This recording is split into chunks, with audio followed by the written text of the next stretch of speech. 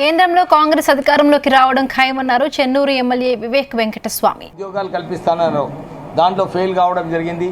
ఇప్పుడు price rise common మ్యాన్కి ఏదైతే prices కంట్రోల్లో ఉండాలో అవి కూడా పెరగడం జరిగింది.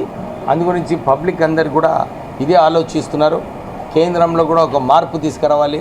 ఎట్లయితే రాష్ట్రంలో కాంగ్రెస్ పార్టీని తీసుకొచ్చి మార్పు తీసుకొచ్చారో, బీఆర్ఎస్ పార్టీ టీఆర్ఎస్ పార్టీ అవినీతి గురించి ప్రజలందరూ కూడా ఈరోజు గమనిస్తున్నారు.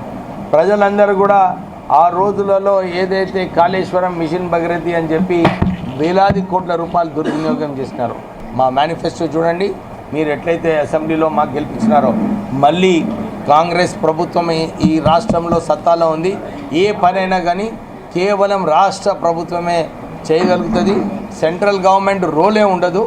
ఇప్పుడైతే డెఫినెట్లీ ప్రజలందరూ కూడా గమనిస్తున్నారు.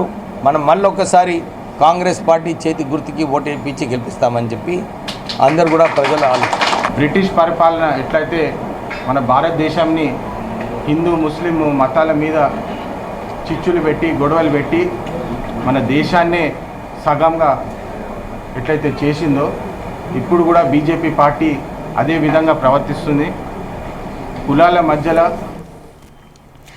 కేంద్రంలో కాంగ్రెస్ అధికారంలోకి రావడం ఖాయమన్నారు చెన్నూరు ఎమ్మెల్యే వివేక్ వెంకటస్వామి. పెద్దపల్లిలో కాంగ్రెస్ అభ్యర్థి గడ్డం వంశీకి ప్రజల నుండి మంచి ఆదరణ లభిస్తోందన్నారు.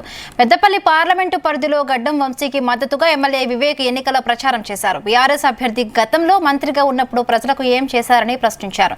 బీజేపీ బీఆర్ఎస్ పార్టీల కాలం చెల్లిందని కాంగ్రెస్ అభ్యర్థి వంశీని అధిక మెజారిటీతో గెలిపించాలని కోరారు.